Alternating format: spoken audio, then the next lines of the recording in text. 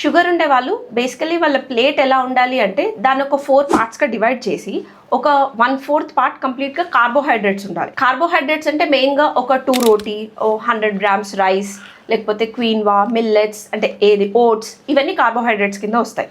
ఇంకో 1/4 ప్రోటీన్ తీసుకోవాలి.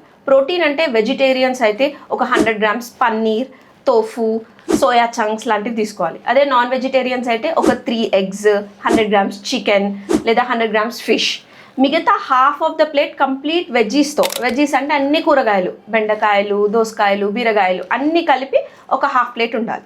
సో ఈ ప్లేట్ కాకుండా ఇంకొక 2 స్మాల్ బౌల్స్, ఒక బౌల్లో కంప్లీట్గా కర్డ్ ఎందుకంటే ప్రోబయోటిక్, ఇంకొక బౌల్లో దాల్, సాంబార్ లేదా స్నాక్స్ లాగా ఏదైనా రాజ్మా, చెనా లాంటిది సైడ్ పెట్టుకుంటే ఓవరాల్గా మన carbohydrates, proteins and fibres and fats అన్నీ ఓవరాల్గా ఒక ప్రపోర్షన్లో వస్తాయి.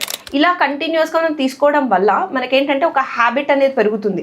ప్రతి మీల్లో ప్రోటీన్ తీసుకోవడం వల్ల ఈ లైఫ్ స్టైల్ వచ్చే డిసీజెస్ అన్నిటిని కూడా మనం ప్రివెంట్ చేయొచ్చు, అవాయిడ్ చేయొచ్చు, లేదా ఆల్రెడీ వస్తే వాటిని కంట్రోల్ కూడా చేసుకోవచ్చు.